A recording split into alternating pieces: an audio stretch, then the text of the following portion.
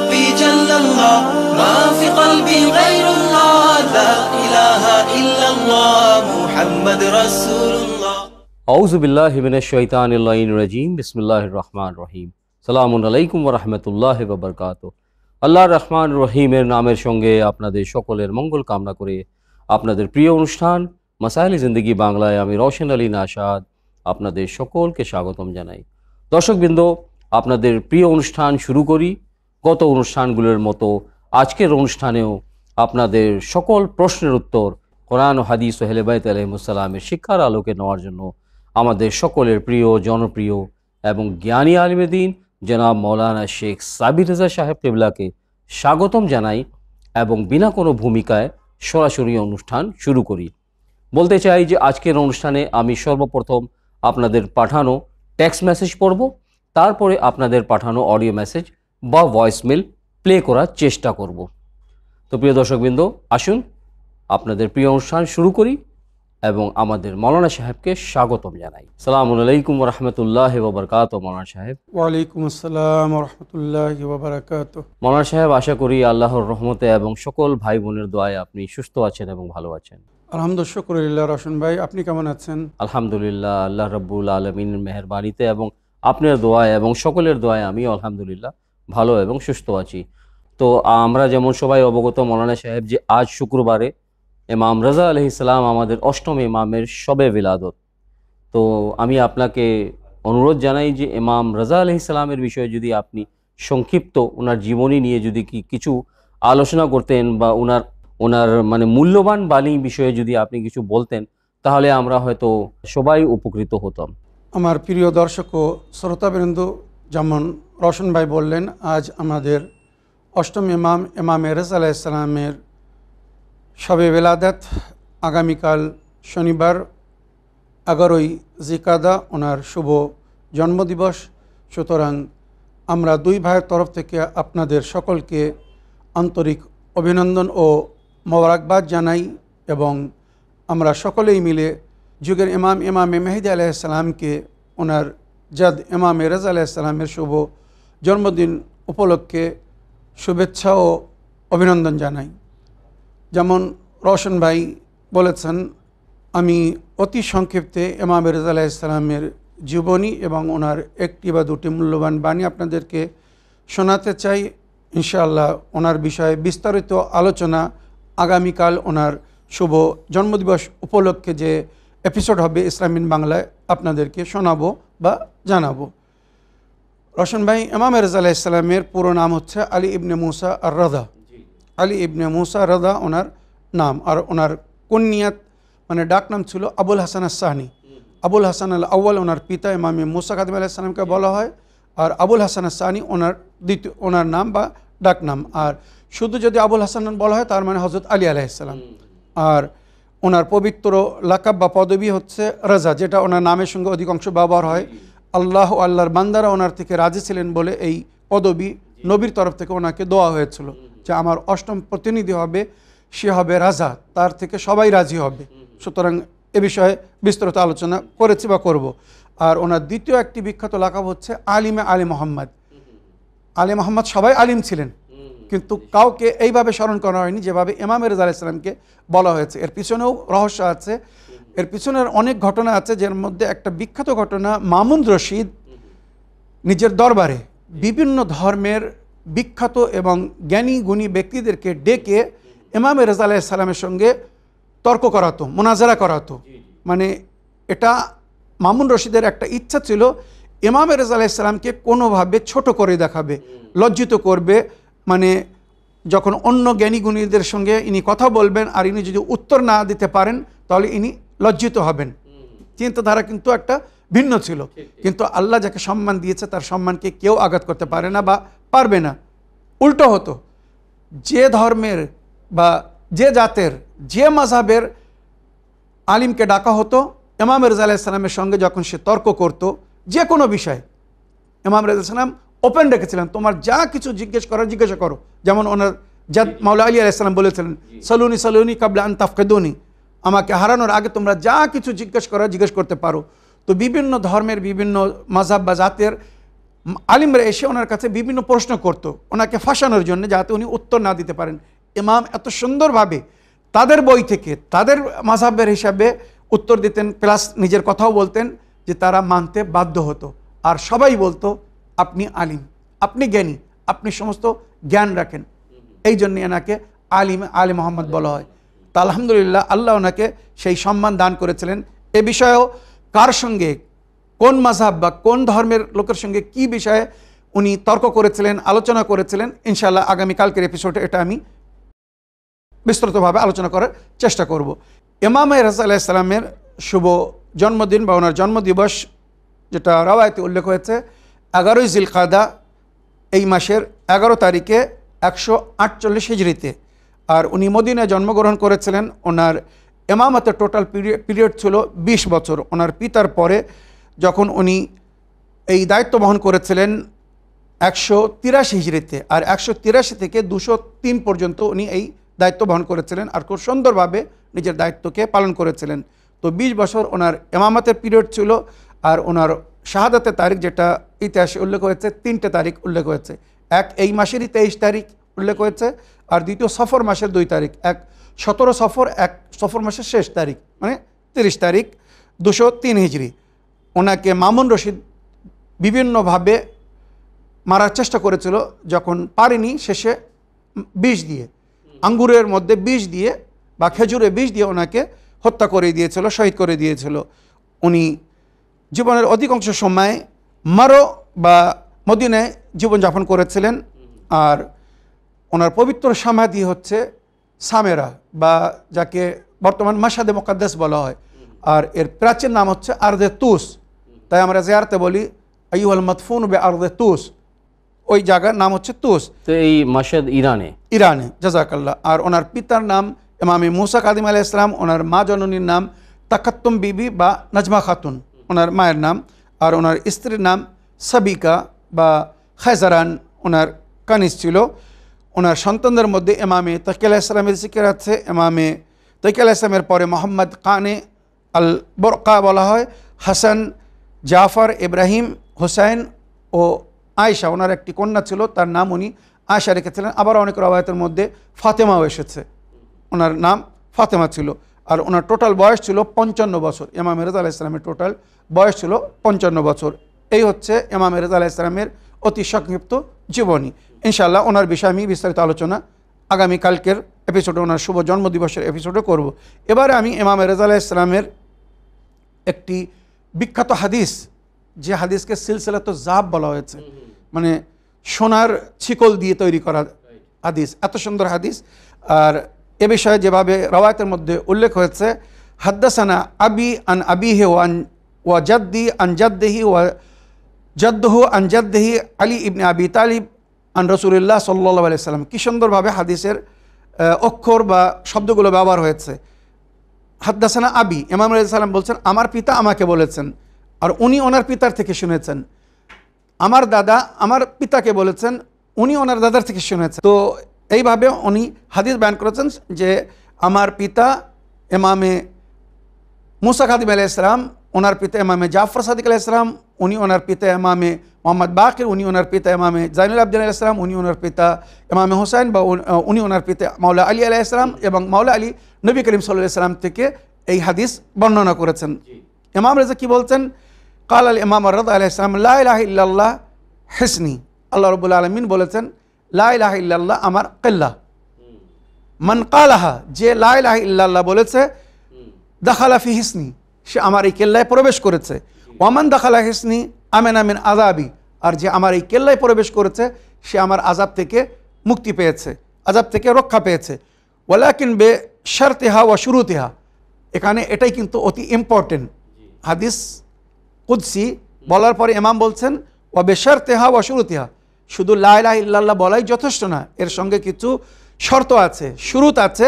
ওয়া আনা মিন শুরুতিহা, সেই শুরুতের মধ্যে আমি একজন। মানে লা ইলাহা ইল্লাল্লাহ কখন তোমার জন্য কেল্লা হবে, যখন তুমি লা ইলাহা ইল্লাল্লাহর সঙ্গে হযরত আলী আলাইহিস সালামের ওলায়াতকে গ্রহণ করবে, মা মুহাম্মদুর রাসূলুল্লাহ বলবে, লা ইলাহা ইল্লাল্লাহ মুহাম্মদুর রাসূলুল্লাহ আলিয়ান ওলিউল্লাহ হযরত আলী আলাইহিস সালামের বেলায়েতকে গ্রহণ করতে হবে। এই বেলায়েত সম্পর্কেও কিন্তু আল্লাহ বলেছেন, ওয়ালায়াতু আলী ইবনে আবি তালিব হিসনি ওমান দাখালা হিসনি আমিনা মিন আযাবি। আলী ইবনে আবি তালিবের বেলায়েত আমার কেল্লা, যে এই কেল্লার মধ্যে প্রবেশ করেছে সে আমার আযাব থেকে রক্ষা পেয়েছে। তো লা ইলাহা ইল্লাল্লাহ আর ওয়ালায়াতে আলী, মনে রাখবেন এই দুটোকে আল্লাহর কেল্লা বলা হয়েছে। তো লা ইলাহা ইল্লাল্লাহ মুহাম্মদ রাসূলুল্লাহ আলিয়ান ওলিউল্লাহ। এবারে এরপরে আওলাদহুল মাসুমিন হুজাজুল্লাহ, যেটা আমরা বলি, ইমাম আলাইহিস সালাম ওটাই বলছেন যে আল্লাহর তরফ থেকে যাদেরকে তোমাদের জন্য হুজ্জত করা হয়েছে, দলিল করা হয়েছে, তাদেরকে ফলো করতে হবে, তাদেরকে মানতে হবে। তাই নবী কোরআনের সঙ্গে এই নিজের আহলে বাইতকে ছেড়েছেন কিয়ামত পর্যন্ত। শুধু কোরআন মানলে হবে না, কোরআনের সঙ্গে আহলে বাইতকেও ফলো করতে হবে, আহলে বাইতকে মানতে হবে। তাই ইমাম আলাইহিস সালাম বলছেন ওয়া আনা মিন শুরুতিহা, ওই কেল্লার মধ্যে যদি প্রবেশ করতে চাও তো এখন আমার কথা মানতে হবে। যে যুগে ইমাম রেজা আলাইহিস সালাম ছিলেন, আমাকেও ফলো করতে হবে। এই হচ্ছে সুন্দর হাদিস। এরপরে ইমাম রেজা আলাইহিস সালাম বলছেন, যদি তোমরা মুমিন হয়ে থাকো, ইমানদার হয়ে থাকো, তো ইমানের চিহ্ন কি সেটা জানো। আল ইমান লাহু আরবাতু আরকান, ইমানের 4টি স্তম্ভ। এই 4টি জিনিস যদি থাকে তার মানে তার ইমান পরিপূর্ণ। আর এই 4টির মধ্যে কোনো একটা যদি অভাব থাকে তার মানে তার ইমান ইনকমপ্লিট। ইমাম রাজা সাল্লাম বলছেন, সর্বপ্রথম স্তম্ভ হচ্ছে আত-তাওয়াক্কুল আলাল্লাহ, আল্লাহর উপরে ভরসা রাখতে হবে। যদি তুমি মুমিন হও তো সমস্ত বিষয় আল্লাহর উপরে ভরসা রাখো। ওয়ার রিদা বিকাদাইল্লাহ, আল্লাহর সিদ্ধান্তের উপরে রাজি হও। আল্লাহর সিদ্ধান্তের উপরে যদি রাজি না থাকো তোমার ইমান পুরো হবে না। ওয়াত তাসলিম লি আমরিল্লাহ, আল্লাহর হুকুমের আগে নতশির হও। আল্লাহ যেটা হুকুম করেছেন, আদেশ করেছেন, বিনা চুচারা সেটাকে মেনে নাও আর তার উপরে আমাল করো। আল্লাহর হুকুমের আগে যদি তোমরা চুচারা করো, প্রতিবাদ করো, না মানো, তোমাদের ইমান ইনকমপ্লিট। ওয়া তাফউদুল আমর ইলাল্লাহ, নিজের সমস্ত আমরকে সমর্পণ করো আল্লাহর দিকে, এই ভেবে যে আল্লাহ যেটা আমাদের জন্যে করবেন সেটাই আমাদের জন্য মঙ্গল। সুতরাং আল্লাহর উপরে ছেড়ে দাও। আল্লাহ ন্যায় বিচারক, আল্লাহ কারোর সঙ্গে অন্যায় করেন না। যদি দুনিয়ার মানুষ বা আল্লাহর বান্দারা, যদি দুনিয়ার মানুষ বা আল্লাহর বান্দারা আপনাদের সঙ্গে অন্যায় করে, অবিচার করে, তো বিচার আল্লাহর উপরে ছেড়ে দিন। এটাই আল্লাহ বলেছেন, বা এটাই ইমামরা বলেছেন আমাদেরকে, ওয়া তাফউদ ইলাল্লাহ, নিজেকে আল্লাহর কাছে সমর্পণ করো, বা নিজের সমস্ত বিষয়কে, ওমরকে আল্লাহর কাছে সমর্পণ করো। আল্লাহ যেটা তোমার সম্পর্কে ভালো মনে করবে সেটাই করবে, আর সেটাই তোমার জন্যে মঙ্গল হবে। তো এই ইমানের হচ্ছে 4টি অংশ, এই 4টি অংশ মিলে ইমান পরিপূর্ণ হবে। আল্লাহ আমাদেরকে তৌফিক দান করুক, আমরা যেন ইমামের এই মূল্যবান বাণীকে জেনে মেনে বা বুঝে এর উপরে আমাল করতে পারি, আর নিজেদেরকে যেন তমন মুমিন তৈরি করতে পারি যেমন আহলে বাইত বলেছেন বা ইমামরা আমাদেরকে বলেছেন। দর্শকবৃন্দ, সময় হচ্ছে আপনাদের পাঠানো টেক্সট মেসেজ পড়ার। তো দেখি শুনি কোথা থেকে কার কি প্রশ্ন বা কে কি জানার ইচ্ছুক। মাসাইল জিন্দেগি বাংলাতে এর উত্তর দিবেন। আমি আতাউর রহমান বলছি বাংলাদেশ থেকে। মৌলানা সাহেব ও রোশন ভাইকে সালাম জানাই। আপনাদের উভয়ের জন্য আল্লাহর কাছে মঙ্গল কামনা করি।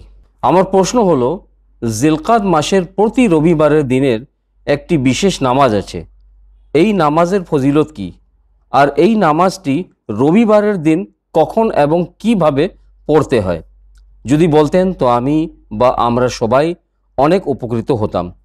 আল্লাহ পাক আপনাদেরকে ভালো রাখুন, সুস্থ রাখুন, আর এইভাবে দ্বীনের খিদমত করতে থাকুন। আমিন ইয়া রাব্বাল আলামিন। ওয়া আলাইকুম আসসালাম ওয়া রাহমাতুল্লাহি ওয়া বারাকাতুহু। প্রিয় ভাই, প্রশ্নের মাধ্যমে মাসাইল জিন্দেগি বাংলা অনুষ্ঠানকে সহযোগিতা করার জন্য এবং দোয়ায় স্মরণে রাখার জন্য আমি আপনার অন্তর থেকে ধন্যবাদ জানাই। আতাউর রহমান ভাইয়ের প্রশ্ন বাংলাদেশ থেকে, উনি করছেন যে রবিবার, এই জিলকাদ মাসের যে রবিবার দিনের নামাজ পড়া হয়, প্রতি রবিবারের একটা বিশেষ নামাজ আছে। জি, প্রতি রবিবারে যে নামাজ পড়া হয় ওই নামাজটা কিভাবে পড়তে হয় এই বিষয়ে উনি জানার ইচ্ছুক। ওয়ালাইকুম আসসালাম ওয়া রাহমাতুল্লাহি ওয়া বারাকাতুহু। আমার প্রিয় ভাই আতাউর রহমান সাহেব, জিলকাদা মাসের প্রতি রবিবারে 4 রাকাত নামাজ পড়তে বলা হয়েছে। এটা একটি বিশেষ নফল নামাজ, আর এই নামাজের ফজিলত যেভাবে रवायतर मध्य उल्लेख होता है, अपन के पढ़े सुनाচ্ছি। नबी करीम सल्लल्लाहु अलैहि वसल्लम ने फरमाया, जो शख्स इस नमाज को बजा लाए उसकी तौबा कबूल होती है। এই নামাজ যদি কেউ আদায় করে তো আল্লাহ রব্বুল আলমিন তার তওবাকে কবুল করেন, গুনাহ বখশে যাতে हैं। আল্লাহ রব্বুল আলমিন তার গুনাহকে ক্ষমা করেন। কিয়ামত में दुश्मन उससे राज़ी हो जाएंगे আর তার শত্রুরা হাসরের দিনে কিয়ামতের দিনে তার থেকে রাজি হয়ে যাবে, তার বিরুদ্ধে আল্লাহর কাছে নালিশ করবে না। उसकी मौत ईमान पर होगी, তার মৃত্যু ঈমানের উপরে হবে। और उसका दीन सलामत रहेगा আর তার দিন শান্তিপূর্ণ বা সঠিক থাকবে।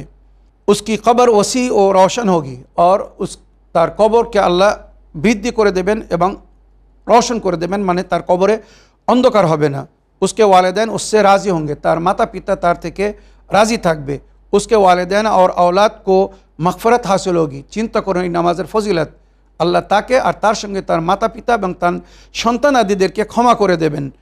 उसके रिस्क में उस्सत होगी, আল্লাহ তার রুজিতে বৃদ্ধি করে দেবেন, আল্লাহ তার রুজিতে বৃদ্ধি করে দেবেন। মালাকুল মौत उसकी रूह नरमी से कब्ज़ करेगा, আর মালাকুল মौत যখন রূহ কবজ করে ওই দৃশ্য মানে যেভাবে হাদিসে উল্লেখ হয়েছে, আল্লাহ আল্লাহ সম্ভব না, ওই কষ্ট থেকে মুক্তি পাবে, খুব শান্তিপূর্ণভাবে আসানভাবে সে দুনিয়া থেকে যাবে। ইস নামাজ কা তরিকা, এবারে এখানে এই নামাজের তরিকা নবী করিম সাল্লাল্লাহু আলাইহি ওয়াসাল্লাম বলেছেন রবিবারের দিনে আগে গোসল করতে হবে, তারপরে অজু করতে হবে, অজু করার পরে 4 রেকাত নামাজ পড়তে হবে, 2 রেকাত করে। নিয়ত হবে আমি জিকাত মাসের রবিবারের দিনের 2 রেকাত নামাজ পড়িতেছি কুরবাতান ইলাল্লাহ। আল্লাহু আকবার বলে নামাজ শুরু করবে। প্রতি রেকাতে একবার সূরা আলহাম পড়তে হবে, 3 বার সূরা তাওহীদ মানে কুল আল্লাহু আহাদ পড়তে হবে, একবার সূরা ফালাক আর একবার সূরা নাস। 2 রেকাতেই সেম। তাশাহুদ সালাম পড়ার পরে যখন নামাজ শেষ হয়ে যাবে, নামাজের পরে ওই নামাজের পার্টিতে বসে 70 বার আস্তাগফিরুল্লাহ রাব্বি ওয়া আতুবু ইলাই, আস্তাগফিরুল্লাহ রাব্বি ওয়া আতুবু ইলাই, আস্তাগফিরুল্লাহ রাব্বি ওয়া আতুবু ইলাই বলতে হবে। 70 বার ইস্তিগফার করার পরে এবারে লা হাওলা ওয়ালা কুওয়াতা ইল্লা বিল্লাহিল আলিয়্যিল আযীম, লা হাওলা ওয়ালা কুওয়াতা ইল্লা বিল্লাহিল আলিয়্যিল আযীম, এটা বলতে হবে 1 থেকে 3 বার। তারপরে এই ছোট দোয়াটি পড়তে হবে, ইয়া আজিজ ও ইয়া গফফার ইগফিরলি যুনুবি ওয়া যুনুবা জামিআল মুমিনিনা ওয়াল মুমিনাত ফাইন্নাহু লা ইয়াগফিরুদ যুনুবা ইল্লা আনতা। এরপরে দরুদ শরীফ পড়ে আল্লাহর কাছে প্রার্থনা করুন, দোয়া করুন, মনোকামনা আশা বয়ান করুন, ইনশাআল্লাহ আল্লাহর রহমতে সেটা পুরো হবে। তো প্রিয় দর্শকবৃন্দ, আসুন আর একটি টেক্সট মেসেজ পড়ি। আসসালামু আলাইকুম, মাসাইল জিন্দগি বাংলা। জনাব মৌলানা সাবির রেজা সাহেব, আমি নদিয়া জেলা থেকে সুরজ শেখ বলছি। মৌলানা সাহেব, আমার প্রশ্ন হলো জমজম কূপ কিভাবে সৃষ্টি হয়েছিল আপনি একটু বলবেন, এবং জমজম কূপের পানির ফজিলত সম্পর্কে আপনি একটু বলবেন।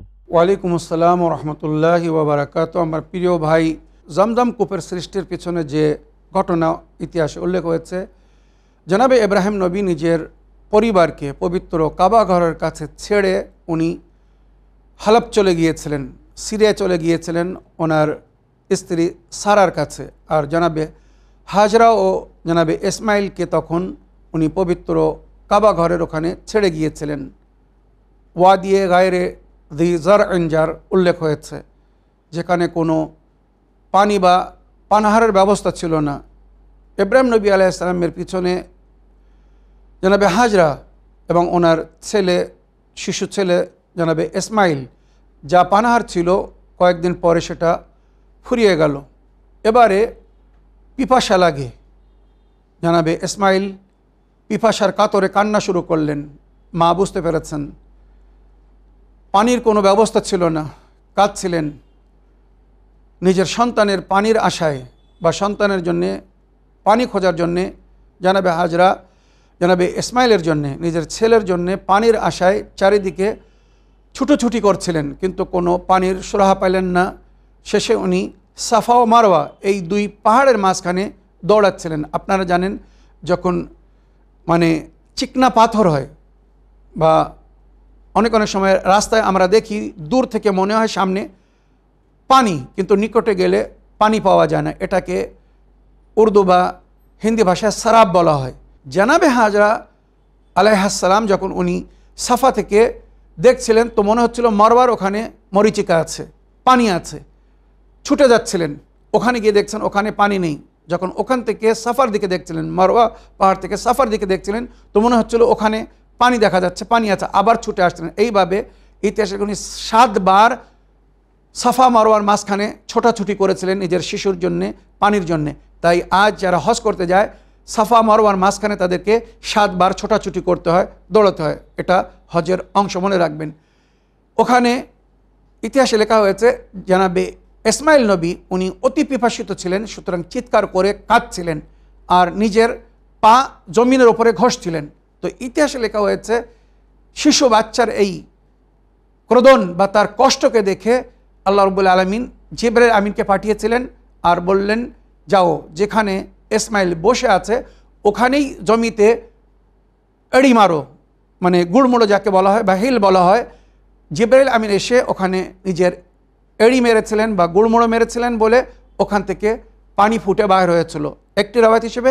আর দ্বিতীয় রাওয়ায়াত যেটা অধিকাংশ আমরা শুনেছি বা উল্লেখ হয়েছে সেটা হচ্ছে স্বয়ং জানাবে ইসমাইল নবী শিশু বাচ্চা উনি জমিনের উপরে যখন পা রগড়াচ্ছিলেন, গুড়মোড়ো বা ওনার হিল বা এড়ি রগড়াচ্ছিলেন, ওখান থেকে আল্লাহ পানি সৃষ্টি করে দিল, পানি বাহির হওয়া শুরু হয়ে গেল। আর ছোট বাচ্চা শিশু পানি তখন ওই হাত দিয়ে ছোটো ছোটো হাত দিয়ে ধরে মুখে নিচ্ছিল। জানাবে হাজরা এটা দেখে ছুটে আসলেন, এসে কি করলেন, কি দেখছেন যে পানি চারিদিকে ভেসে যাচ্ছে, পানি বাইর হচ্ছে, চশমা বাইর হয়েছে, মানে চশমা মানে ঝর্ণা, পানি ফুটে বার হচ্ছে ফোয়ারার মতো।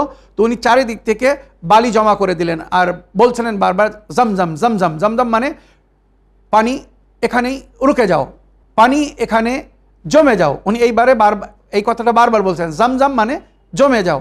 তো উনি চারিদিকে বালি জড়ো করে দিলেন, একটা সীমাবদ্ধ করে দিলেন, তার মধ্যে পানি জমা হয়ে গেল আর সেই পানি পরে উনি বা ওনার ছেলে পান করেছিলেন। আর এই জমজম পানির যে ফজিলত বা বরকতে যেটা আমরা প্র্যাকটিক্যাল দেখেছি বা রওয়ায়াতের মধ্যে উল্লেখ হয়েছে, এই জমজম আবে শেফা বলা হয়। এই পানি পান করলে অনেক রোগ থেকে মানুষ আরোগ্য হয়ে যায়, শেফা পায়। আর এই পানির মধ্যে আল্লাহ রাব্বুল আলামিন খাদ্যর শক্তিও রেখেছেন। মনে রাখবেন, আমরা যখন সাধারণ পানি পান করি শুধু পিপাসা মিটে যায়, কিন্তু আমাদের খাদ্যের জন্য যথেষ্ট হয় না। জমজম পানির মধ্যে রশন ভাই আল্লাহ রাব্বুল আলামিন এমন একটি শক্তি রেখেছেন, ক্ষুধাও মিটিয়ে দেয়। আর এ বিষয়ে রওয়ায়াতের মধ্যে যেটা উল্লেখ হয়েছে, জানাবে আবু যর গফফারি উনি উমরা করতে গিয়েছিলেন, তো 1 মাস ওখানে ছিলেন আল্লাহর ঘরে। আর রওয়ায়াতে উল্লেখ হচ্ছে উনি 1 মাস শুধু জমজমের পানি ছাড়া কোনো খাদ্য ব্যবহার করেননি। চিন্তা করুন, 1 মাস শুধু পানি খেয়েছিলেন, মানে এই পানি পিপাসা মিটাচ্ছে প্লাস খাদ্যর কাজও করছে।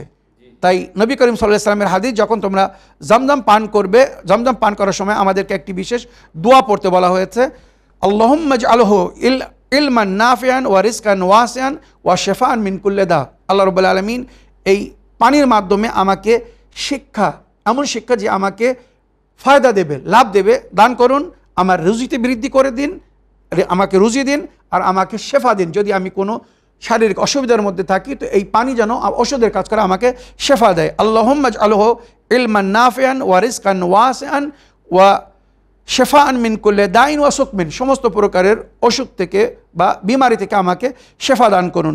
এটা নবী করিম সাল্লাল্লাহু আলাইহি ওয়াসাল্লাম এই জমজমের ফজিলতে বলেছেন। আর যেটা প্র্যাকটিক্যাল রশন ভাই, আজ কোনো পানি আপনি কোনো বোতলে হোক, কাচের মধ্যে হোক, গ্লাসে হোক জমা করে রাখুন, এক লং পিরিয়ড যদি সেটাকে আপনি ব্যবহার না করেন তো ওই পানির রং, ওই পানির টেস্ট বা ওই পানির গন্ধ পরিবর্তন হয়ে যায়। জমজম পানির মধ্যে আল্লাহ রাব্বুল আলামিন এমন একটি গুণ রেখেছেন, বছর কি বছর ধরে আপনি কাচের বোতলে এই পানিকে ভরে রাখুন। যারা হজে গিয়েছে তারা নিয়ে আসে, তারা জানে, বছর কি বছর আপনি কাচের বোতলে এই পানিকে ভরে রাখুন, জমজমের পানি, না তোর গন্ধে কোনো প্রকারের চেঞ্জিং হবে, পরিবর্তন হবে, না তার টেস্ট পরিবর্তন হবে, না তার রঙের মধ্যে কোনো পরিবর্তন হবে। যেমন রাখবেন 10 বছর পরেও তেমনই পাবেন। এটা কিন্তু ওই পানির গুণ বা ফজিলত। আমার প্রিয় সুরাজ ভাই, আশা করি আপনার প্রশ্নের আপনি উত্তর পেয়েছেন। দর্শকবৃন্দ, আসুন আরেকটি শেষ টেক্সট মেসেজ পড়ি, দেখি কার কি প্রশ্ন। শুক্রবারে মাসাইল জিন্দেগি বাংলায় উত্তর দেবেন দয়া করে। সালামুন আলাইকুম মৌলানা সাহেব, আমার 4টি প্রশ্ন, উত্তর চাই মাসাইল জিন্দেগি বাংলাতে। আমার নাম তরিকুল ইসলাম, আমার বাড়ি দক্ষিণ 24 পরগনায়। আমার প্রথম প্রশ্ন, শিয়া শব্দের অর্থ কী? দ্বিতীয় প্রশ্ন, শিয়া শব্দের উল্লেখ কোরআন শরীফ ও হাদিস শরীফে কি কোথাও আছে? তৃতীয় প্রশ্ন, শিয়ারা কি নবীজির যুগে ছিলেন? চতুর্থ প্রশ্ন, শিয়াদের মূল বিশ্বাস কি, মানে ওদের আকীদা কি? আমার প্রশ্নগুলির উত্তর দিলে খুব খুশি হব এবং কৃতজ্ঞ থাকব।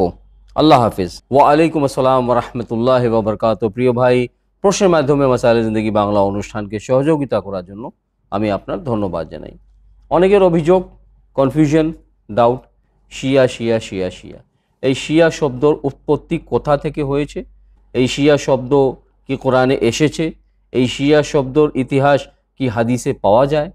ইন টোটাল যে শিয়ার এক্সিস্টেন্সের প্রশ্ন ভাই করছেন। ওয়ালাইকুম আসসালাম রহমতুল্লাহি ওয়া বারাকাতুহু। আমার প্রিয় ভাই, আপনার চিঠি লেখার জন্যে আপনাকে ধন্যবাদ জানাই। আপনি 4টে প্রশ্ন করেছেন।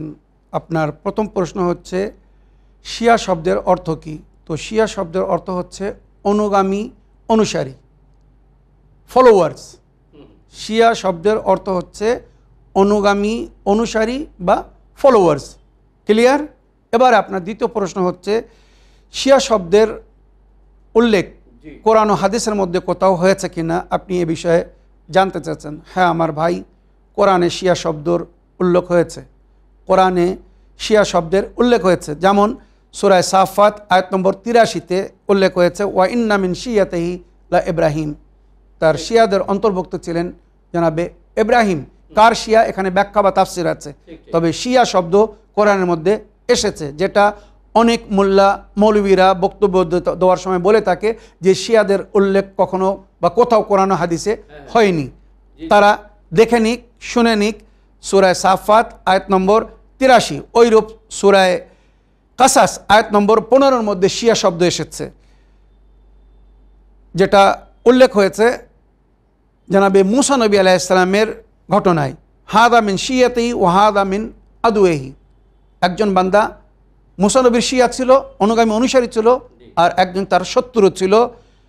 ফাস্তাগাসাহু আল্লাযী মিন শিয়াতিহি আলাল্লাযী মিন আদুইহি। মূসা নবী নিজের শিয়ার মদদ করেছিলেন তার শত্রুর ওপরে। তো শিয়া শব্দের উল্লেখ কোরআনে পরিষ্কার হয়েছে, 8 জায়গায় শিয়া শব্দ এসেছে। এখন বিস্তারিত যাওয়ার সময় নেই, সুতরাং এই দুটো আয়াতের মধ্যে ক্লিয়ারলি শিয়া শব্দ এসেছে, সুতরাং আপনারা দেখে নিতে পারেন। এবারে হাদিসের মধ্যে কোথাও শিয়া এসেছে কিনা নবীর হাদিসের মধ্যে, তো এ বিষয়ে আমি বহুবার নবীর হাদিস শুনিয়েছি।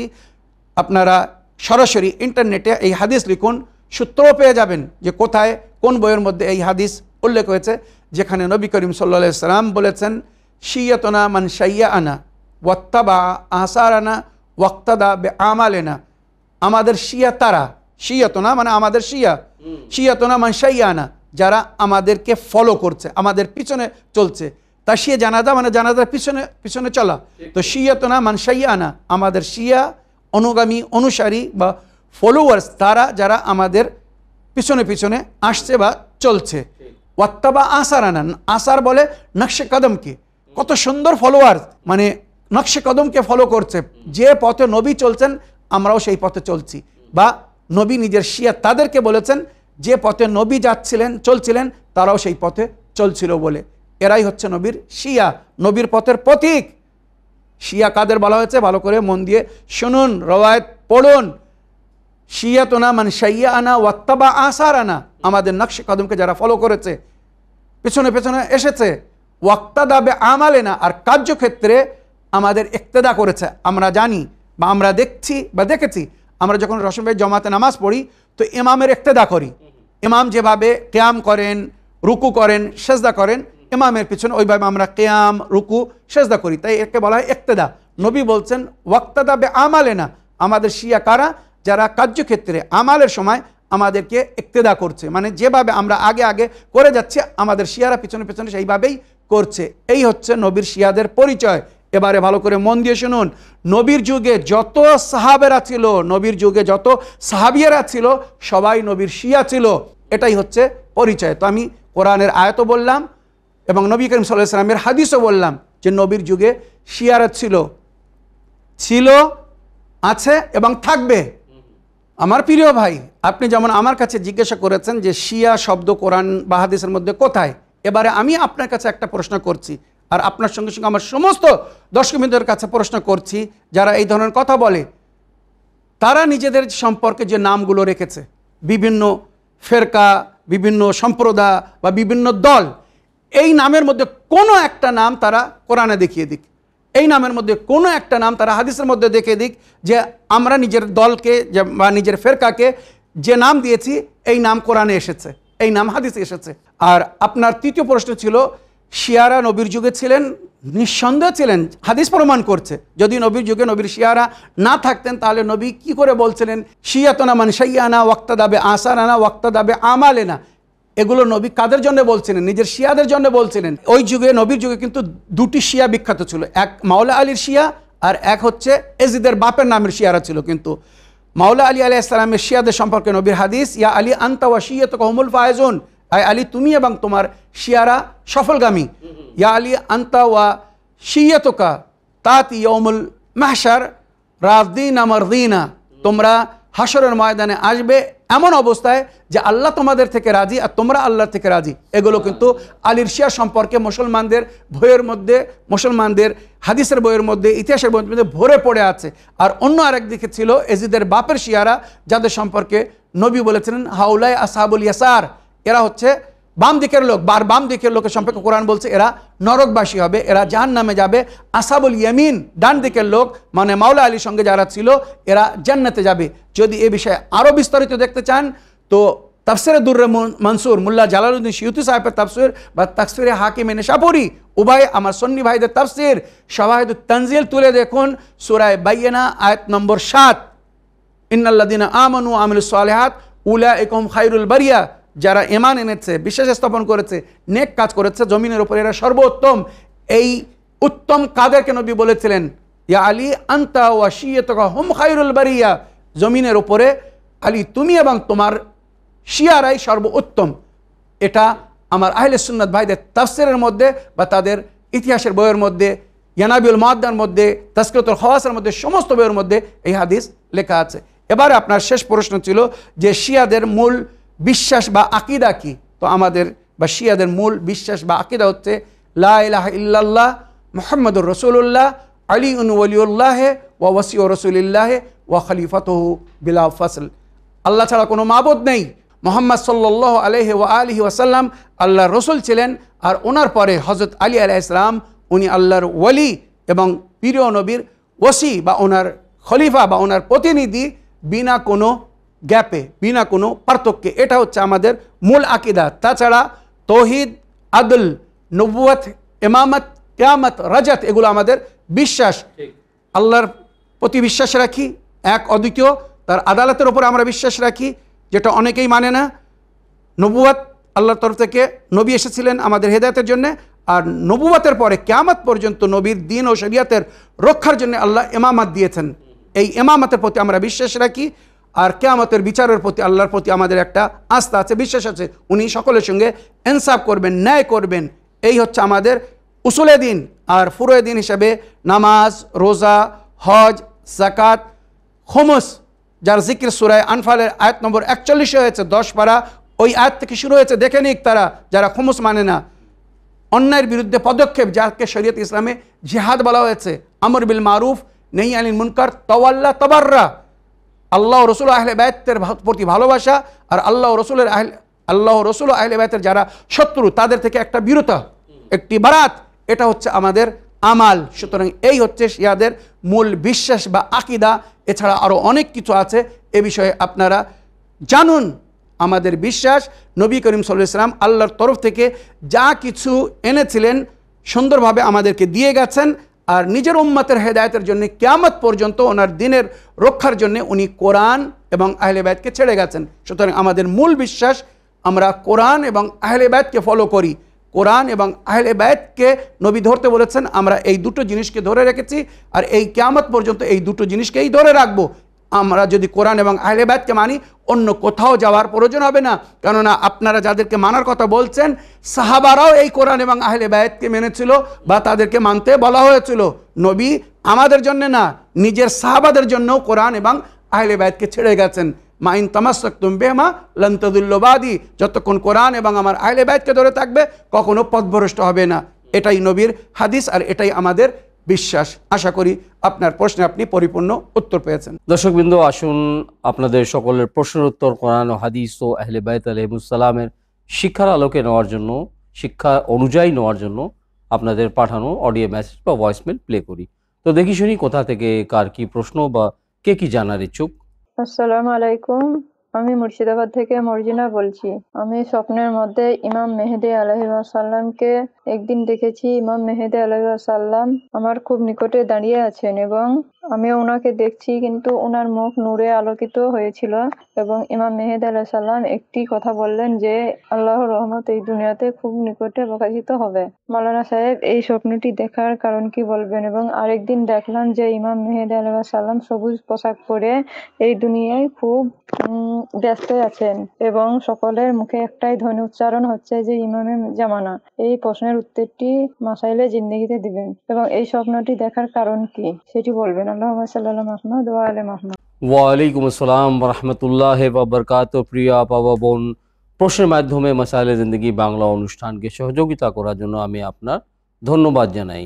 মৌলানা সাহেব আমাদের নিয়মিত দর্শক, স্বপ্নে উনি দেখেছেন যে ইমামে জামান আজ্জালাল্লাহু তাআলা ফরজাহু শরীফ ওনার কাছে এসে ওনাকে কিছু বলেছিলেন। ওয়ালাইকুম আসসালাম রহমতুল্লাহি ওয়া বারাকাতুহু। আমার প্রিয় বোন, যদি আপনার স্বপ্ন আপনি আফটার মিডনাইট বা ভোরের নিকটে দেখে থাকেন তো অতি উত্তম স্বপ্ন দেখেছেন, আপনি বাশারাত পেয়েছেন।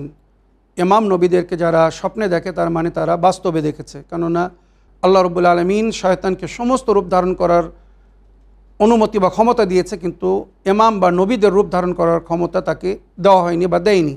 তো সুতরাং আপনি খুব সুন্দর এবং বাস্তব দেখেছেন।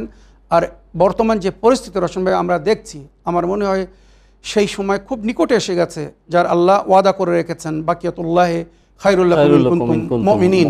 মনে রাখবেন, এই যে বিশ্বজগতে আমরা যা দেখছি যে জুলুম হচ্ছে, অত্যাচার হচ্ছে, কিভাবে আল্লাহর বান্দাদেরকে নির্যাতন করা হচ্ছে, কষ্ট দেওয়া হচ্ছে, চোখের সামনে জবাই করা হচ্ছে, ইট পাথর দিয়ে মেরে ফেলা হচ্ছে, বা যেগুলো আমরা দেখছি শিশু বাচ্চাদেরকে, নারীদেরকে, বৃদ্ধদেরকে কিভাবে মারা হচ্ছে, এই জুলুম আর কতদিন? এক সময় আসবে, যেটা রওয়ায়াতের মধ্যে উল্লেখ হয়েছে, সবাই ফরিয়াদ করবে, এই জুলুম দেখে সবাই ফরিয়াদ করবে, আল্লাহ এবার তো তাকে পাঠিয়ে দিন যার ওয়াদা করে রেখেছেন যে এই দুনিয়ায় শান্তি ফিরিয়ে আনবে, জুলুম ও অত্যাচার থেকে আমাদেরকে নিজাত দান করবে। আমার মনে হয় সেই সময় খুব নিকটে এসে গেছে। আপনার স্বপ্ন হয়তো 100% সত্যি হতে পারে, হয়তো অতি শীঘ্র যুগের ইমামের আবির্ভাব হতে পারে। বর্তমান বিশ্ব জগতের যে অবস্থা আমরা দেখছি, আর রওয়ায়াতের মধ্যে যেটা উল্লেখ হয়েছে যে সবাই যখন একসঙ্গে ঐক্যবদ্ধ হয়ে আল্লাহর কাছে ফরিয়াদ করবে, আল্লাহ আর জুলুম সইতে পারছে না, এই কষ্ট, এই পীড়া আর বরদাস্ত হচ্ছে না, এই অন্যায়, এই অবিচার আর দেখা যাচ্ছে না। রওশন ভাই, দেখে খুব খারাপ লাগে, মানুষ ভিডিও তৈরি করছে, ফটো তৈরি করছে আপলোড করার জন্যে, কিন্তু মদত কেউ করছে না।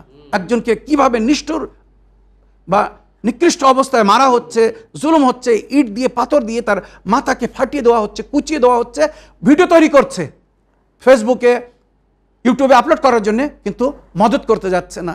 কিভাবে? তো এই জুলুম প্রমাণ করছে যে এবারে হয়তো সেই ফজর যার ওয়াদা করে রেখেছেন আল্লাহ খুব নিকটে এসে গেছে। ইমামের জোহর অতি শীঘ্র। আমার প্রিয় বোন, ইমাম হয়তো আপনাকে সতর্কতা দিচ্ছেন বা বলছেন যে তোমরা প্রস্তুত হও, রেডি হও, হয়তো আমার জোহর খুব শীঘ্র হবে, আমি খুব শীঘ্র তোমাদের মাঝখানে আসছি এই জুলম, জ্বর, অত্যাচারকে শেষ করার জন্যে বা বিশ্বকে এই অন্যায় অবিচার থেকে মুক্তি দেওয়ার জন্যে, আর ন্যায় এবং আমন আমান এবং শান্তির প্রস্তারের জন্যে, বা সমস্ত বিশ্বে শান্তিপূর্ণভাবে যে রাজত্ব হবে সেই রাজত্ব কায়েম করার জন্যে হয়তো ইমাম অতি শীঘ্র তশরিফ নিয়ে আসবেন। আল্লাহ আমাদেরকে যেন সেই যুগ দেখায়, সেই সময় দেখায় যখন ইমামের জোহর হবে আর এই বিশ্বে শান্তি ফিরে আসবে, সবাই শান্তির সঙ্গে জীবনযাপন করবে। আল্লাহ যুগের ইমামের জোহরে জলদি করুন, আর যখন ইমামের জোহর হবে আমরা সবাই যেন যুগের ইমামের সঙ্গী বা সাথী হয়ে অন্যায়ের বিরুদ্ধে লড়াই করতে পারি আর ন্যায়ের সঙ্গে ওনার সঙ্গে থাকতে পারি। দর্শকবৃন্দ, আসুন আরেকটি অডিও মেসেজ শুনি, দেখি কার কি প্রশ্ন। সালামুন আলাইকুম, মাসাইলে জিন্দিগি বাংলা সাব্বির ভাইজান, রওশন ভাইজান দুইজনকেই আমার সালাম। আশা করি আপনারা ভালো আছেন, সুস্থ আছেন, ভালো থাকুন, সুস্থ থাকুন। চ্যানেল উইনের সমস্ত সদস্য ভালো থাকুক, সুস্থ থাকুক, এই দোয়া। আমার প্রিয় ভাইজান, আপনার 1718 এপিসোড বিসমিল্লাহ নিয়ে যে আপনি এপিসোডটা করছেন, সত্যি ভাইজান আপনি 786 এপিসোডটা যখন থেকে দেখেছিলাম তখন থেকে সবসময় চেষ্টা করতাম বিসমিল্লাহ রহমান রহিম বললে কাজটা সমস্ত কাজ করার। হ্যাঁ ভাইজান, বিসমিল্লায় অনেক বরকত আমি শুনেছি, কিন্তু এত যে বরকত সেটা আপনার এই এপিসোডটা দেখার পরে বুঝতে পারলাম। কিন্তু ভাইজান, আমার বান্ধবী টান্ধবী আছে যারা, তারা খালি যে কোনো কাজ শুরু করলে বা কোনো খাবার শুরু করলে খালি বিসমিল্লা বলে, আর বিসমিল্লাহ রহমান রহিম বলে না, খালি বিসমিল্লা বলে তারা খাওয়া শুরু করে, বিসমিল্লা বলে যে কোনো কাজ শুরু করে। আমি এইটা ফলো করছি যে তারা বিসমিল্লাহ রহমান রহিম যে বলে না, এর কি উদ্দেশ্য, বা এই আদা যে বিসমিল্লা বলে এর ব্যাপারে আপনি একটু বিস্তারিত আলোচনা করলে উপকৃত হব। এর জন্য আমি প্রশ্নটা করছি ভাইজান। আমি বিসমিল্লার থেকে ইনশাআল্লাহ অনেক অনেক, আমি এত জানতে পারতাম না যে বিসমিল্লাহ আল্লাহ রব্বুল আলামিন এত বরকত রেখেছে। আমি এই বিসমিল্লাহ 21 বার পরে ঘুমাতাম, কিন্তু এত যে বরকত, এত যে হেফাজত, এটা আমি জানতাম না ভাইজান। সত্যি আপনি আমার জন্য মহান গুরু। আপনার এপিসোডগুলো এত সুন্দর করে আপনি বলেন ভাইজান, সত্যি ব্যাখ্যাটা করাতে আমি জানতে পারলাম সমস্ত কিছু। এর থেকে লাভবান হচ্ছি বা ইনশাআল্লাহ আগেও হব। খোদা হাফেজ, ফিমানিল্লাহ। ওয়ালাইকুম আসসালাম রহমতুল্লাহ বাবরকাত। প্রিয় আপা, আপনার সুন্দর ফিডব্যাকের জন্য এবং প্রশ্নের মাধ্যমে মাসাইলে জিন্দেগি বাংলা অনুষ্ঠানকে সহযোগিতা করার জন্য আমি আপনার অন্তর থেকে ধন্যবাদ জানাই। আমাদের নিয়মিত দর্শক, আপনি যে 16 এপিসোড করেছিলেন বিসমিল্লাহর বিষয়ে, উনি খুব পছন্দ করেছেন এবং উনি জানার ইচ্ছুক যে অনেক মানুষে মানে বিসমিল্লাহির রহমান রহিম উচ্চারণ না করে শুধু মানে বিসমিল্লাহ বলে।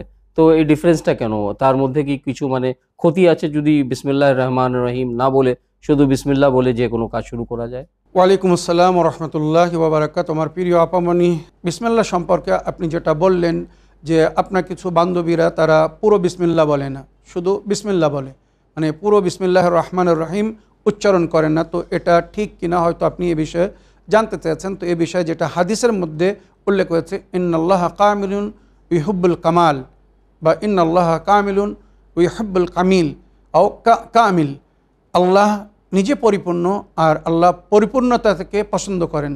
আল্লাহ কামিল এবং কামিলকে পছন্দ করেন। তার মানে যখন আপনারা বিসমিল্লাহ বলবেন তো বিসমিল্লাহির রহমানির রহিম পুরোটা বলবেন।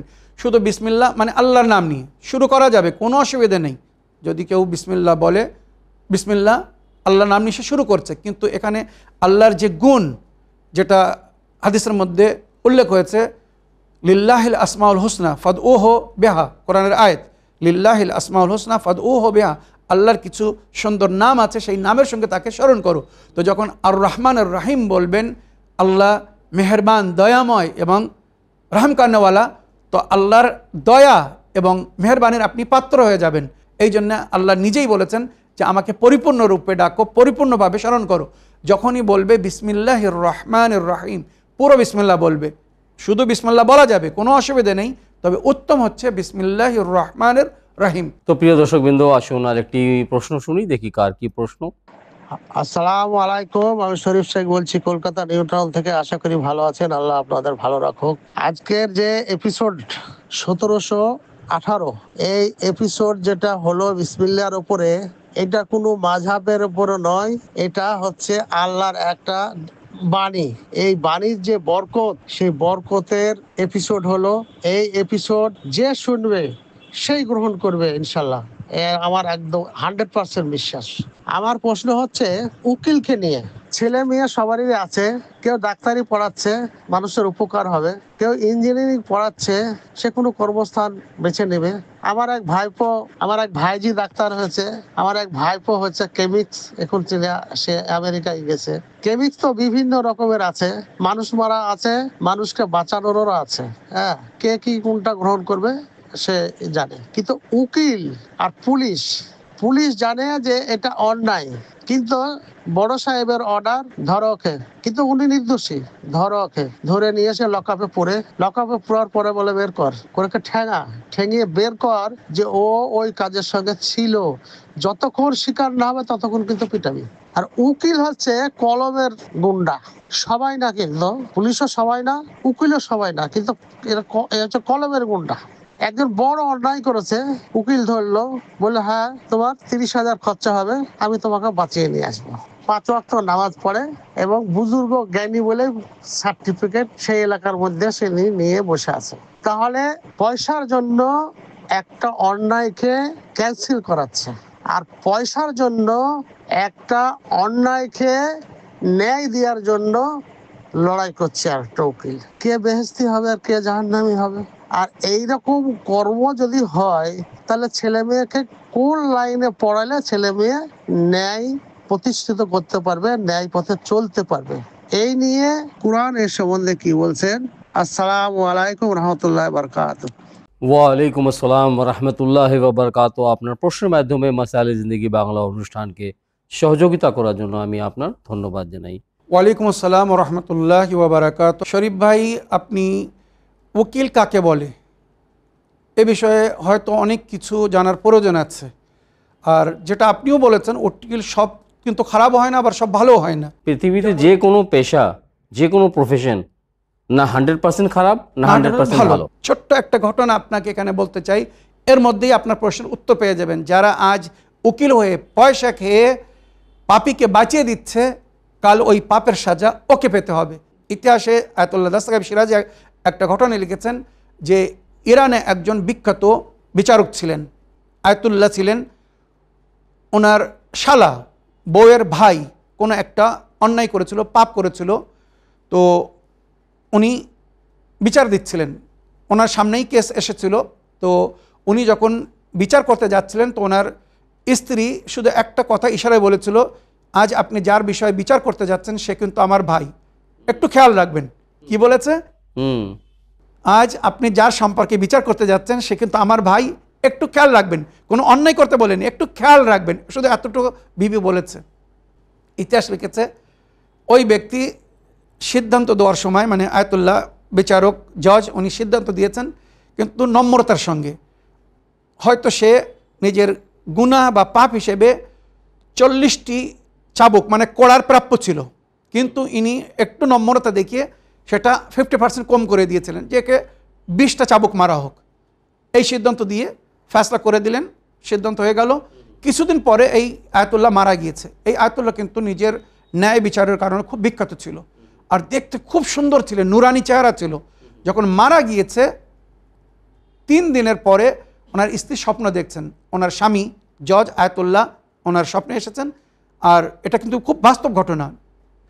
এসে দেখছেন ওনার স্বামীর চেহারা কালো, কুশ্রী, এত সুশ্রী, এত সুন্দর নুরানি চেহারা, কালো, আর ওনার পুরো শরীরে চাবুকের দাগ, ডোরা ডোরা পড়ে আছে, লাল লাল দাগ।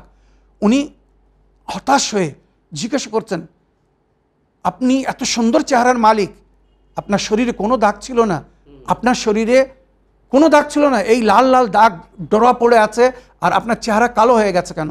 তো এর পেছনে 2টি কারণ উনি বললেন। আমার চেহারা কালো এই জন্য হয়ে গেছে, তোমার নাম হচ্ছে সকিনা, আমি তোমাকে চেড়ানোর জন্যে মানে রহস্য করে সাক্কু সাক্কু বলে ডাকতাম। পবিত্র নামগুলো কিন্তু, সম্মানিত নামগুলো কিন্তু সম্মানের সঙ্গে নিতে বলা হয়েছে।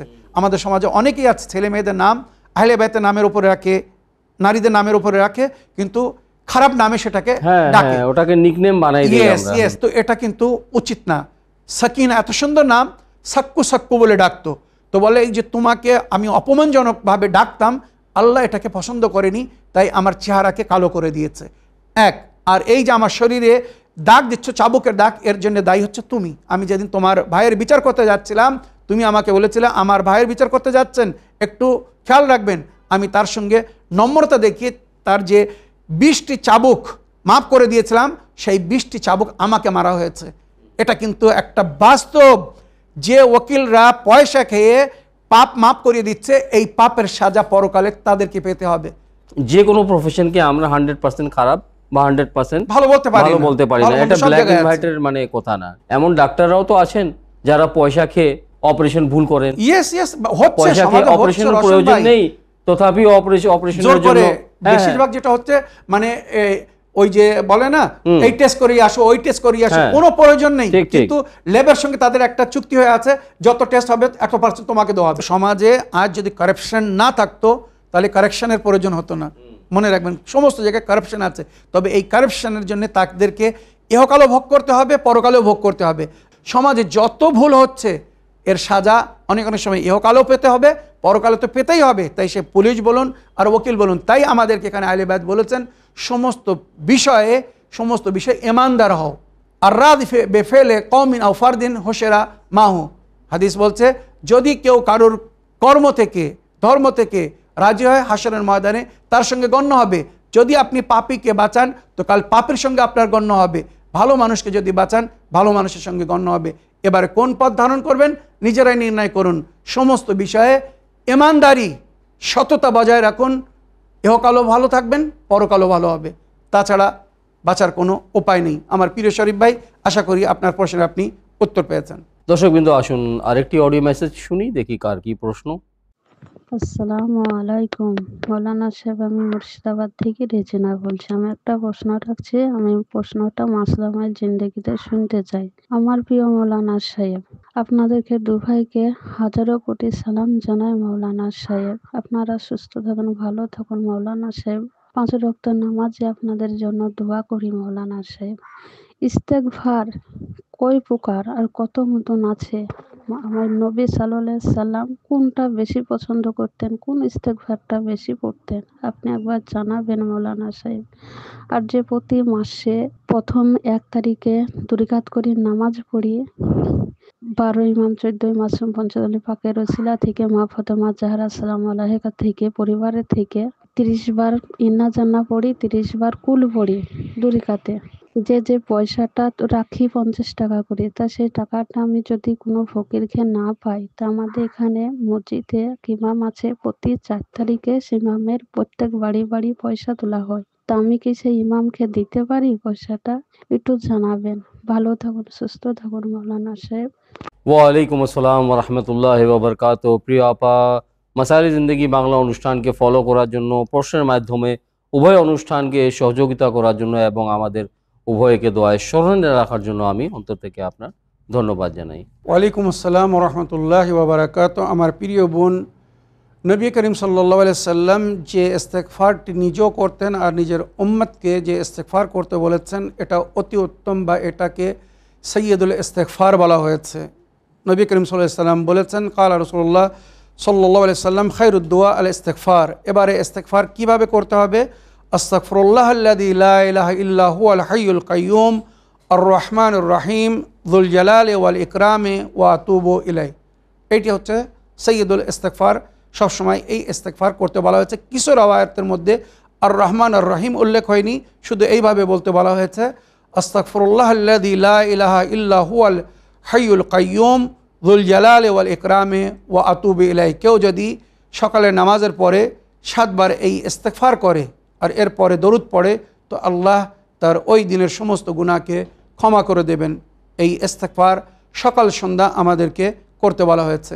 আশা করি আপনি আপনার প্রশ্নের উত্তর পেয়েছেন বা বুঝতে পেরেছেন। এবারে আপনি যে প্রতি মাসের সাদকা জমা করছেন, ওই সাদকা মমিনকে দিতে বলা হয়েছে। যদি আপনার এলাকায় মমিন না থাকে তখন আপনি ওটা অন্য কোথাও ট্রান্সফার করতে পারেন। আজকাল জিপে, পেটিএম বা ফোনপে বিভিন্ন প্রসেস আছে যার মাধ্যমে আপনি প্রাপ্য ব্যক্তির কাছে সঠিক জায়গায় পৌঁছে দিতে পারেন। তবে আপনি যে ইমাম সাহেবদের কথা বলছেন বা যাদের কথা বলছেন, যদি ওনারা সঠিকভাবে দিনের কাজ করে থাকেন বা সঠিকভাবে দিনের প্রচার করে থাকেন, উম্মতকে, আল্লাহর বান্দাদেরকে যদি সঠিক শিক্ষা দেন, আপনি তাদেরকে দিতে পারেন, তাদের মদত করতে পারেন। তবে যদি তারা কোরআন এবং আহলে বায়াতের অনুগামী অনুসারী না হয়, কোরআন এবং আহলে বায়াতের তালিমাত অনুযায়ী যদি শিক্ষা না দেয়, তখন তাদের সঙ্গে কোঅপারেশন করতে বা সহযোগিতা করতে একটু চিন্তা করতে হবে, ভাবতে হবে। আশা করি আপনার প্রশ্নের আপনি উত্তর পেয়েছেন। দর্শকবৃন্দ আসুন অনুষ্ঠানের শেষ অডিও মেসেজ শুনি, দেখি কার কি প্রশ্ন। আসসালামু আলাইকুম ভাইজান, পূর্ব বর্ধমান থেকে বলছি খায়রুন্নিসা। ভাইজান, ইমামে মেহেদী আলাইহিস সালামের আমি প্রতি শুক্রবারই সাদকা তুলি। ভাইজান ওই সাদকা কোথায় দেবো? আমি একটা কেটোর মধ্যে রেখে দিই। ভাইজান মাদ্রাসা থেকে আদায়ে আসে, ওনারা বলেন যে আল্লাহর ঘরে দান করো, নবীর ঘরে দান করো, এতিম মাসুম বাচ্চারা শিক্ষা, দিনের শিক্ষা পাচ্ছে, ওনাদিকে দান করো বলে। গ্রামে কিন্তু সেই রকম মমিন মমিনা নেই। আর বাইরে থেকে স্যার সাহেবরা আসেন, ওনাদিকে দেয়া যাবে না? ওই মাদ্রাসা আদায়ে আসে, ওনাদিকে দেয়া যাবে? এই সাদকা আমি প্রতি শুক্রবার 10 টাকা করে তুলি। তা ভাইজান এটা কোথায় দেবো একটু বলবেন? আপনি ভালো থাকবেন, সুস্থ থাকবেন। আল্লাহ রব্বুল আলামিন আপনাকে ভালো রাখুক, সুস্থ রাখুক। এই প্রশ্ন আমি মাসালে জিন্দিগি রাখলাম। উভয় আমার দুই ভাইজান ভালো থাকবেন। আল্লাহুম্মা সাল্লি আলা মুহাম্মদ ওয়া আলা আলি মুহাম্মদ। আসসালামু আলাইকুম ওয়া রাহমাতুল্লাহি ওয়া বারাকাতুহু। ওয়ালাইকুম আসসালাম রহমতুল্লাহ বাবরকাত। আপনার প্রশ্নের মাধ্যমে মাসাইলে জিন্দেগি বাংলা অনুষ্ঠানকে সহযোগিতা করার জন্য আমি আপনার ধন্যবাদ জানাই। ওয়ালাইকুম আসসালাম রহমতুল্লাহ বাবরাকাত। আমার প্রিয় বোন, আপনার ভয়েসমেলের জন্য এবং আমাদের দুই ভাইকে দোয়ায় স্মরণ রাখার জন্য ধন্যবাদ জানাই। আমার প্রিয় বোন, এর আগের প্রশ্নের উত্তরও আমি ওই কথা বলেছি। বিশেষ করে যুগের ইমামের সালামতির জন্য যখন সাদকা বাইর করেন, তো এটাকে গরিব সৈয়দকে দিতে বলা হয়েছে। যদি গরিব সৈয়দ না পান, তখন যে কোনো গরিব মমিনকে দিতে বলা হয়েছে। এগুলো সাধারণ ফকিরকে দেওয়া যাবে না বা সাধারণ মানুষকে দিতে মানা করা হয়েছে। মনে রাখবেন, যুগের ইমামের সালামতির সাদকা প্রাপ্য মমিনকে দিবেন। যখন আপনার এলাকায় না থাকবে, তখন আপনি ওটাকে অন্য জায়গায় ট্রান্সফার করতে পারেন। যেমন বললাম, জিপে, গুগল পে বা পেটিএম বা ফোনপে, বিভিন্ন প্রসেসের মাধ্যমে আপনি অন্য জায়গায় পাঠিয়ে দিতে পারেন। বা যে কোনো আল্লাহর নেক বান্দা যার প্রতি আপনার বিশ্বাস আছে, মাওলানাদের কাছে আপনারা পাঠিয়ে দিতে পারেন। আর বল দেবেন যে এই পয়সাটা ইমামে জামানার সাদকার পয়সা, এটা প্রাপ্য ব্যক্তির কাছে আপনারা পৌঁছে দিন। তো ইনশাআল্লাহ আপনার সাদকা সঠিক জায়গায় পৌঁছে যাবে, আর ওর জন্য আপনি আজর ও সওয়াব পাবেন। আশা করি আপনার সঙ্গে সঙ্গে আমার অন্য দর্শকবৃন্দরাও এ বিষয়ে বুঝতে পেরেছেন। এখানে একটা অডিও আছে। আজ আমাদের সময় একদম শেষ হয়ে গেছে, ওভার টাইম হয়ে গেছে। সুতরাং আমি আমার মর্জানা বোনের একটি অডিও আছে, যেখানে উনি সূরা ইব্রাহিমের প্রথম 5টি আয়াতের ব্যাখ্যা জানতে চেয়েছেন। তো সময়ের অভাবে ওটা আমরা আজকের এপিসোডে নিতে পারছি না। ইনশাআল্লাহ আগামী এপিসোডে প্রথমে ওনার প্রশ্ন নেওয়ার চেষ্টা করব। আশা করি আপনি আমাদের সমস্যাকে বুঝবেন। মৌলানা সাহেব, আপনার ব্যস্ততার মধ্যে থেকেও অনুষ্ঠানে অংশগ্রহণ করে আমাদের ভাই বোনের সকলের প্রশ্নের উত্তর কোরআন ও হাদিস ও আহলে বাইত আলাইহিমুসসালামের শিক্ষার আলোকে বা শিক্ষা অনুযায়ী দেওয়ার জন্য আমি অন্তর থেকে আপনার ধন্যবাদ জানাই, এবং আশা করি, আপনাকে রিকোয়েস্ট করি যে ইনশাআল্লাহ আগামী অনুষ্ঠানেও এসে আমাদের সকলের ভাই বোনের প্রশ্নের উত্তর আপনি দেওয়ার জন্য চেষ্টা করবেন। অবশ্যই রওশন ভাই, আল্লাহ আমাদেরকে তৌফিক দান করুন। আপনারা দোয়া করবেন যেন আমরা এইভাবে সুস্থ স্বাস্থ্য থেকে দিনের খেদমাতকে জারি রাখতে পারি। যেমন রওশন ভাই বললেন, আপনাদের সহযোগিতা আমাদের একান্ত কামনা। আপনারা সঙ্গে আছেন, সঙ্গে থাকেন, আর সুন্দর প্রশ্নের মাধ্যমে বা ফিডব্যাকের মাধ্যমে আমাদেরকে সহযোগিতা করছেন বলে এত সুন্দরভাবে আমরা আগে যাচ্ছি। আর ইনশাল্লাহ আগামী দিনেও এই অনুষ্ঠান এইভাবে কন্টিনিউ থাকবে। আপনারা আমাদেরকে বা আমাদের দুই ভাইকে, উভয়কে স্মরণে রাখবেন, আর এইভাবে নিজেদের ফিডব্যাক, মতামত এবং প্রশ্নের মাধ্যমে সহযোগিতা করতে থাকবেন। ধন্যবাদ। খুদা হাফিজ, ফিওয়ানিল্লাহ। তো প্রিয় দর্শকবৃন্দ, শ্রোতা মণ্ডলী, আশা করি ইনশাআল্লাহ আগামী অনুষ্ঠানে আপনাদের সকলের সঙ্গে আবার সাক্ষাৎ হবে নতুন নতুন প্রশ্ন নিয়ে, নতুন নতুন মাসলা মাসাইল নিয়ে। তো এই বলে আজকের অনুষ্ঠান শেষ করার জন্য আপনাদের সকলের কাছে অনুমতি চাই। কিন্তু অনুষ্ঠান শেষ করার আগে আপনাদের সকল ভাই বোনকে, যারা আহলে বাইতের অনুগামী, অনুসারী, শিয়ান আহলে বাইত বা মুহিব্বান আহলে বাইতকে আমাদের অষ্টম ইমাম রাজা আলাইহিস সালামের শুভ জন্মদিবস উপলক্ষে আপনাদের সকলকে অগ্রিম মোবারকবাদ ও শুভেচ্ছা জানাই। তো এই বলে আজকের অনুষ্ঠান শেষ করার জন্য অনুমতি চাই। শুকরিয়া ও ধন্যবাদ। সালামুন আলাইকুম ওয়া রাহমাতুল্লাহি ওয়া বারাকাতুহু। حسبي ربي جل الله ما في قلبي غير الله لا إله إلا الله محمد رسول